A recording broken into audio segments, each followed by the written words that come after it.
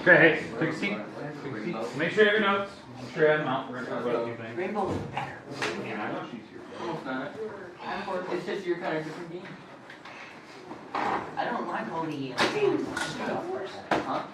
Like, I don't know, you guys, but Star Wars is only $10. Battlefront? I don't know, see how much Rainbow Six Siege. Dude, it's free right now. It was free last weekend. No, it's still free. Oh, it's still free? Yeah, it's still free. They haven't changed it I'm yet. gonna download it. You like it better No, listen, It said it was only through the weekend though. Oh, maybe, I don't know. I think it changed because I was playing. You wanna see something really funny? I was looking at the place. Put a Like, rabbit I in was a reading big it, it pile. said something like, Put a rabbit in a big download pile. for free, Have Roscoe. then, or get the full games, Rabbit like, comes out, well, Roscoe give it comes a out. couple days. I'm not just after you. I think they were like that. Rashawn, listen Okay, hey, take a seat. Let's go through a couple notes. Looks like Hannah's here today. That's in the crap. Alright. Get a paper. Let's You and see. James are so bad.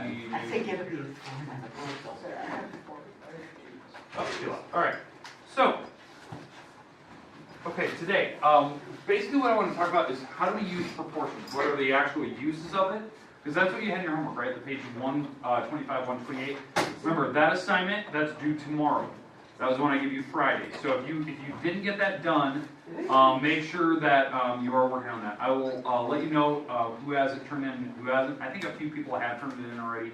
But I'll remind you, if you have not finished it today, that is your priority. You have to work on it. You can't work on anything else until that gets done. That's kind of the rule that we're going to play today. Question? Have you not like, whatever? No, I've still got to get that graded. So that's going to be in there hopefully by tonight. So to your class. I did period 4, so period 5 is my next one. All right, so here we go. The section we're in, again, we're in 5.3 to 5.4. We are dealing with proportions and uses.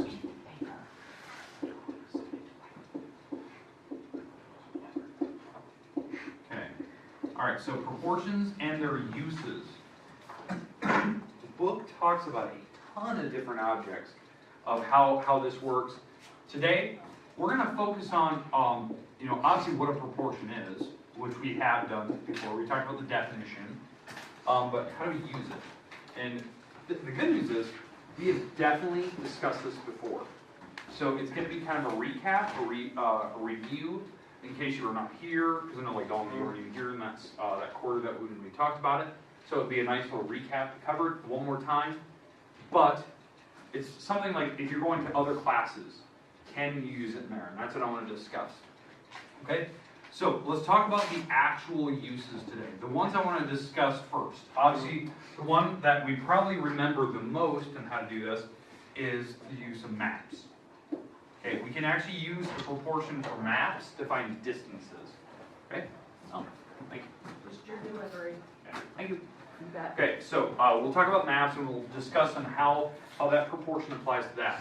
The second thing we're going to talk about is how does it apply to like foods and any family consumer science course. Okay, we'll talk about that.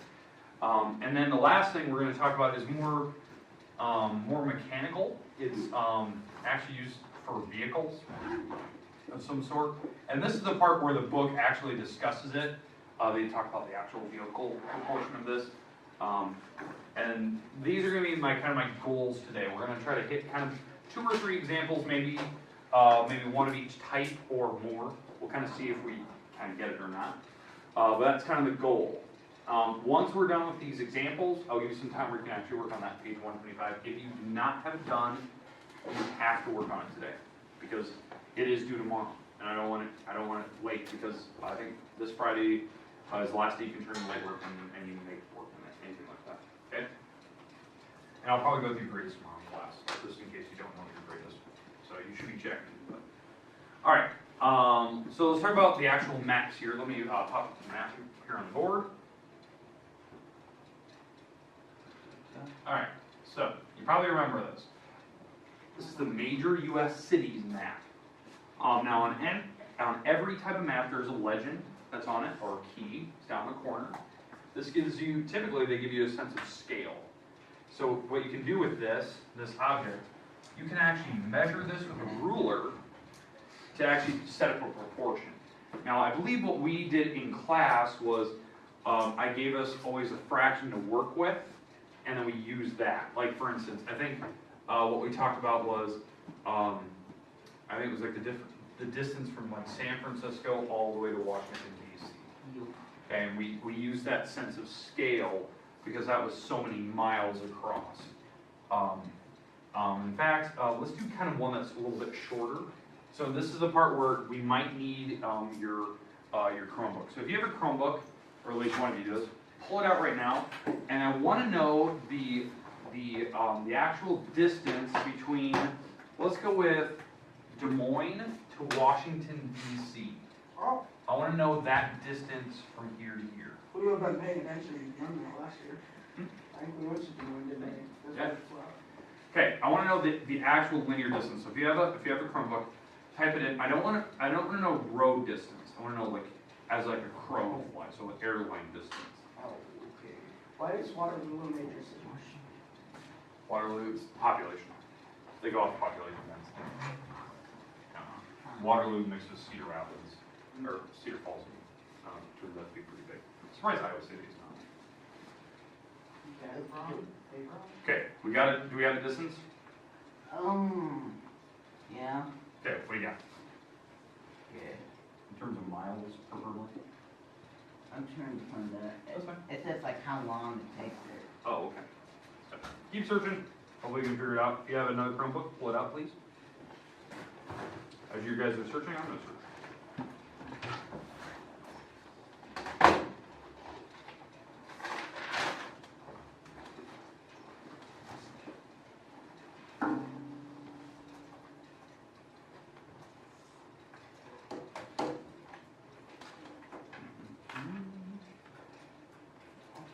Now, just think about this out loud. What would be the best way to do it?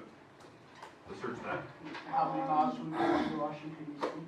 Yeah, that's probably the best way. Or use 1,000. Google Earth or Google Maps. You can do the linear distance. 1,018.1 miles. Okay. 1,018 miles. Is that what you said? Mhm. Okay. Hold I on. want to see how exact. I want to see how exact Google can actually work here.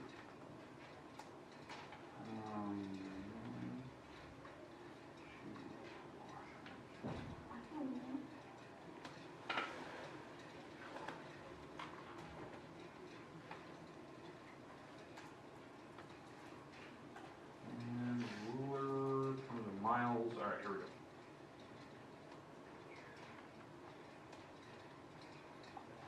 So, what I got on my map, roughly about 889 miles. What did you get? 1,018.1. 2018? Okay, that's all right. Okay, we'll go with that, 0.1. Okay, now why do I need that? Why do I want that? That's a sense of scale. I could have used a scale in the corner.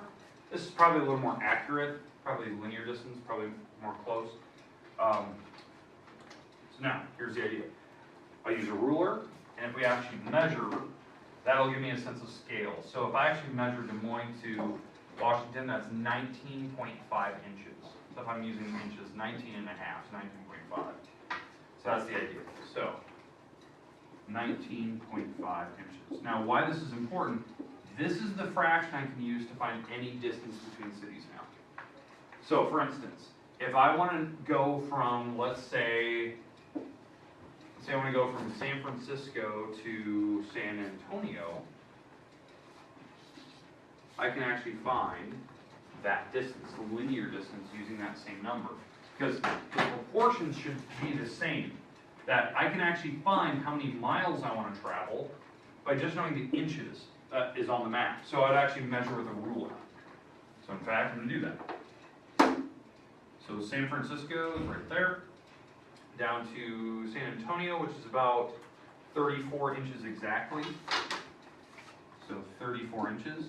And notice the labels. When you do proportions, what do you notice about the labels? Inches on one. Inches on the bottom, miles on the top. They have to be straight across from each other. Now, when we solve proportions, if you don't remember, we use the little thing called a cross product. We cross, multiply, and divide. So you're going to start with 34. We're going to cross, multiply, and then divide. Okay, all right, so let's put your computers away. We don't need them for right now. Alright, so I need you to take out a calculator now. So if you don't have one, you might want to borrow one. So. Okay. You want? Okay.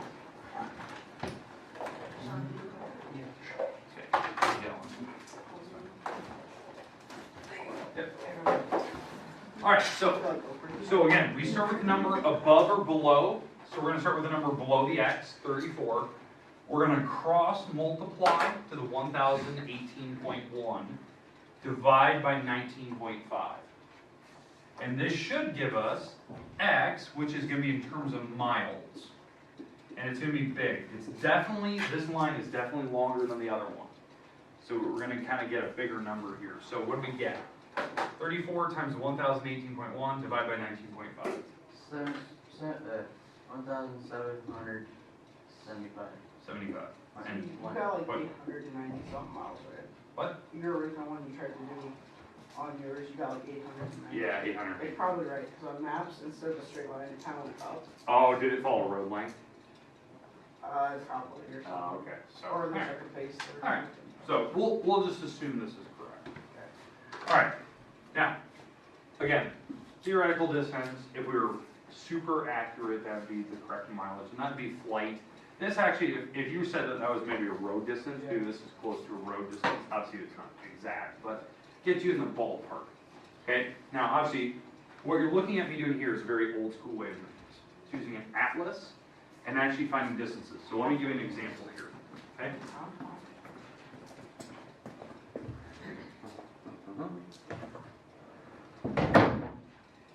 Old school way of finding distances. This is, I mean, they used to print these all the time.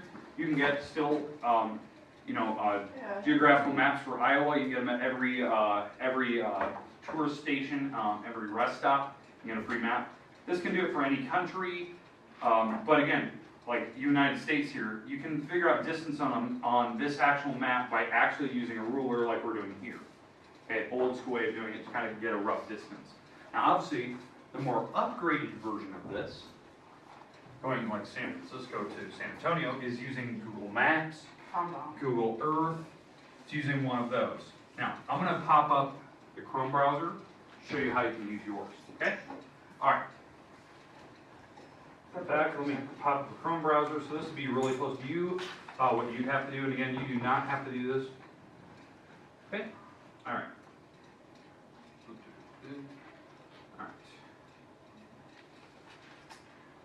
All right. Okay, so we're gonna open up. I'm gonna search here Google Maps. In fact, I can just click the tool, can I? Let's see, is Maps up here? It's in the top row. Top one. All right, perfect. All right. So now what I can do up here in the search, we can actually find directions between cities. Now, why did I want to do that? So San You can add stops. Francisco, and I want to go to San Antonio. You can set add stop too. San Antonio, San Antonio, Texas first. All right. Now, why do I want to do that? So you can see here, right? They show you road maps where you're kind of traveling. Tells you the flight distance versus driving. You know, and it tells you now kind of where the stops are, where there's certain spots. But you can also do airline distances. So what I mean by that is you can actually right-click on an actual town, click on the next town, and it will actually tell you flight paths. So if I right-click here, you can actually see measure distance. So all I did was right-click, okay, on my town. So I clicked on San Francisco, clicked on San Antonio, and when I right-click, it says measure distance. And measuring distance here is down in the corner. Tells you where I need to click now. I need to click from here to here. And it gives you that distance. Okay? And again, how I do that, I click from town to town, right-click where I ended, and it said measure distance, and then click on where I started again, so you can actually see that linear path. And it tells me my distance, 1,487. Okay? And that's a rough number. According to where I clicked, it's going to be pretty close. Now, why was ours slightly off? Obviously, the fraction we used was a little bit off. Maybe the mileage was off for the original map, because we didn't use Google here, Google Maps to do it. But also, notice, we're dealing with a curve, curvature of the earth. So there is a slight, slight difference in numbers, kind of thing. It's not a straight one. Okay, yeah, it's a slight curve to it, but it's gonna be pretty darn close to it. So, any questions with a more modern day version of that? Here's the bad news. It's really tough to do that in like a mobile device, like a phone. Computers, pretty straightforward. Right click gives you the measuring the distance. Phone, you'd have to like hard to press, maybe hit the menu button. It's kind of different menus now. So, definitely computer's kind of the way to go for definitely the mapping program. Okay, but that is a major use for proportions, like hand version versus more modern technology. As you can see that modern technology makes it a lot more simple. Okay? All right, second thing, let me get rid of this. Second thing, food. So recipes, okay, in foods class. You can scale recipes up. So we can scale recipes. What I mean by that is that proportions are used to modify how much items, like in a recipe, you're going to use. So, one of the examples, let's say you're making a batch of cookies. Okay, and let's say I'm going to make 20 cookies. And I had to use 2 cups of flour. Okay, what I can do here is I can figure out how much flour I need if I need to make 300 cookies. And this is exactly, what you do in like a foods class, what you do in, our cooks do it all the time. When they need to take a recipe, they can scale it up to feed more people. Any number. In fact, I can go down to smaller groups of people. Frozen foods when we scale down more. Yep. Yeah. Because maybe the recipe calls for, 24 servings and I only need 2 servings. I can scale everything down. Now, it won't be perfect. These are going to be decimals, but you can get an idea of how much you need. Okay, now, by looking at this proportion, will I need more flour or less flour? More. More. I'm making more cookies, I'm going to use more cups. That's how it works. So if the number goes bigger, this number goes bigger. That's how a proportion works. So, we start with the number above or below the x, you cross multiply, you divide, and yes, it does make the little goldfish. Okay, so 300 times 2, which is 600, divided by 20, 30 cups of flour. And that gives you an idea of what you need for the recipe. Now, is that accurate? No, I made it up, but you get the idea behind it. Okay, any questions with why we'd ever use it for foods? Problem is, it doesn't work for baking though. It works for the recipe, it doesn't work for the temperature of the oven. Okay, because temperature is totally based on a curve. Okay, because like in an oven, when you're starting to cook things, it works off of this type of thing where things, start frozen and then they slowly get hotter and hotter and hotter. So it's really like the last 5 minutes you're cooking, it actually cooks the object. But what this is doing, it's doing a straight line from here to here. There's no curve involved. So it'll guesstimate what your temperature should be, of the oven, but it won't make any sense when it doesn't. Okay? It's actually considered linear interpolation. That's what it's actually called. So for instance, if, let's say, because like yesterday, Super Bowl, I had pizzas yesterday, right? And make a frozen pizza. So normally a pizza takes about 425 degrees, depending on the type that you buy, Fahrenheit, right? Cook a pizza, we cook it for 20 minutes, right? Some frozen pizza. But let's say, the Super Bowl starting in 5 minutes. Yeah, 5 minutes, and you want to get that pizza out of the oven. So what's the temperature got to be? More, right? What? Gotta be like around 590 maybe. Yeah, hot, right? You want to cook that pizza in 5 minutes, you have to 1,700. dial it up, right? Here's the problem. If you actually do the proportion, you cross multiply and divide by 20, it won't give you the right number. So take 5 times 425 divided by 20. 106 and 25. it's telling you that in 5 minutes you can cook your pizza.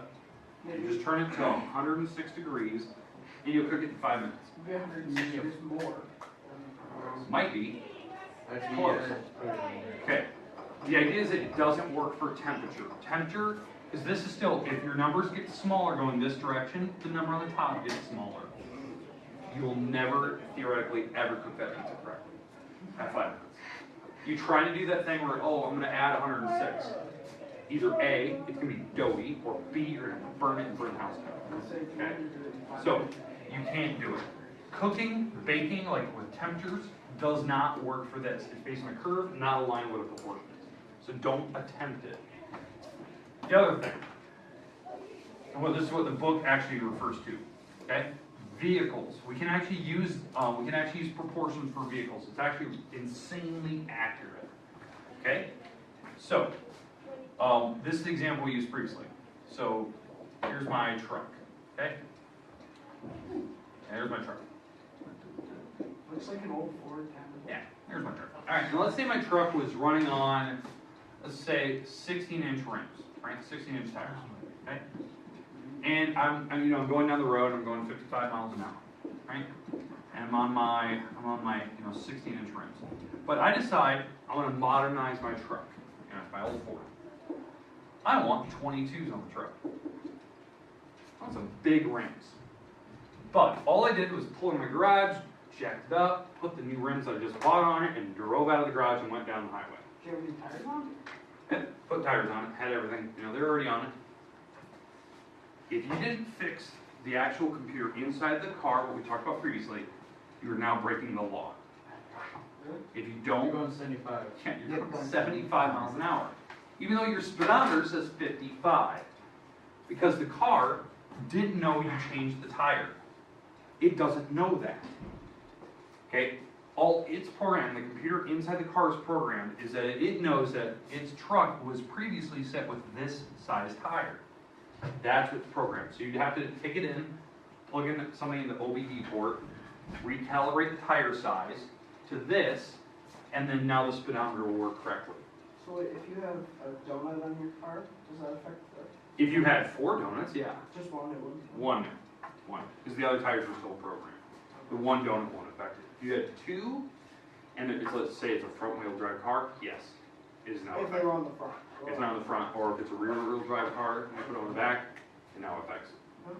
Okay, so, if I replace the tires with 22s, you cross, multiply, divide, right? Start with number below the X. Cross, multiply, divide, and we said what, 75 miles per hour? Even though the speedometer says 55, you're going 75. Okay? Or vice versa. You went from really big car tires, so here's my convertible. Let's say you had 16s on your car, and you lowered it down, you got really small rims on it, doing like a little lowrider kind of thing, and you went down to, 8-inch rims. Okay? Now you're going slower if you don't fix the computer, right? You were going 55 miles per hour on the highway, and you didn't fix the computer in your car, and you had 16-inch rims, but now you went down to 8-inch rims. Yeah, they make really small tires. 27. You're going 27 miles an hour. 27 what, 0.5 or something like that? Yeah, 0.5. Yeah, you're going 27.5 miles an hour. Because you're going slower. Smaller tires, smaller. Now, what we talked about is the reason why it works. Well, actually, you really wouldn't want 8-inch tires on, because the faster the tires move, the faster it's gonna be that they're gonna. Yeah, theoretically, bigger tires make it easier in the car. Alright, so here's the idea. This is the concept in this way. Okay? So, let's say you had big tires. Okay? So here it is. Okay? So here's my big tire. Okay? And it's programmed, if you want to go 55 miles per hour, in 1 hour you'll go 55 miles. It knows how many times it needs to spin the tire. So let's say you're going to go exactly 55 miles. So you're going to travel for 1 hour. So it programs, the car is programmed to go, okay, I need to turn this wheel 2 times. Okay? So here's my needle. So there's 1 rotation and there's 2. Okay? So that was 55 miles starting right here, okay? But you changed the tire size. You went to smaller. So there's the top, that's like my knee hole, right? And it doesn't know that you changed the tire. It'll rotate this twice. Because that's all it's programmed to do. Oh, I'm gonna turn this twice, it'll go 55 miles. So, start here, I rotate, there's 1, there is theoretically 2. Look at the difference. You went less miles in that same hour. You're going slower, miles per hour slower. That's the idea. Again, it does, the computer can actually program. So if you're caught speeding and you didn't know it, one thing that probably has happened, number one, if you changed the tire on your cars recently, like got different tread, different rubber, you went to a different car shop, get new tires like Walmart, you may actually theoretically be speeding unless mechanics do their job, fix the calibration in the car. Just said they don't put the right weight on. If your car tires deflate during the winter, they lose air, you're actually going slower than you think you are. That does happen, okay? So that's one thing you need to be kind of cautious of, okay?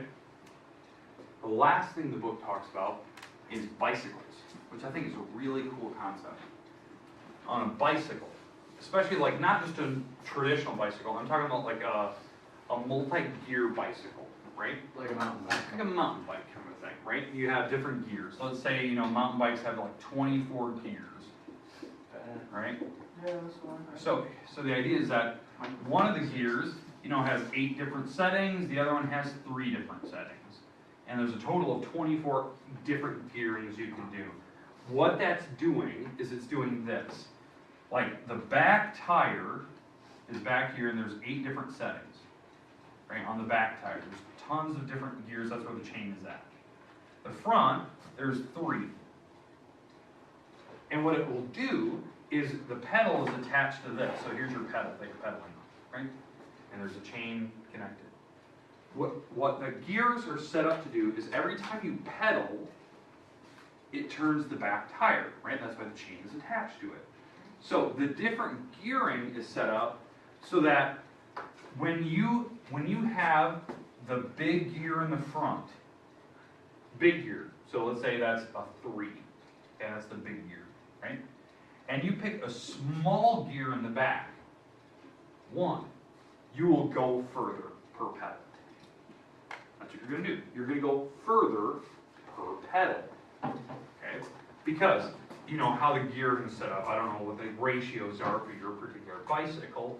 But let's say if this is your setting, you went 3 and 1, right? Big gear to small gear. And let's say the gearing is set up in third gear, that it's set up for 5 and 13. This is how many times you pedaled. This is how many times the back wheel is going to turn. 13 times for 5 pedals. That can give you a distance you're going to travel.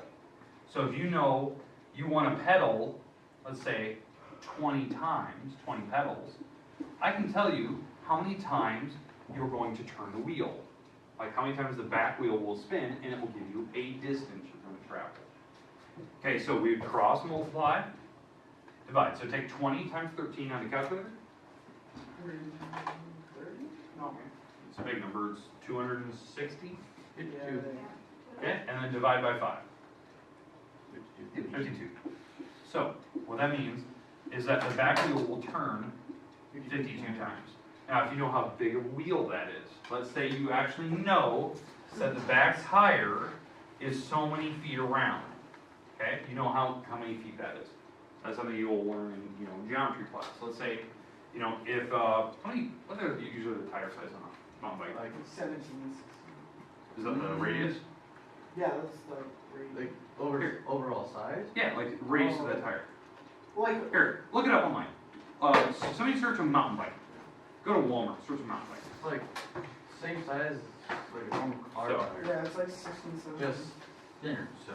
Yeah, it's weighty. Because mountain bike tires are usually pretty big. Yeah, they I have. don't even want to guess maybe. They 30 have the inches? inner tubes are like 27 inch. Yeah, so And the outside is like 17. So mountain bike, any type of mountain bike you want, I just need to know the back tire size. So you remember what cars used to know how small the tires are? Those are some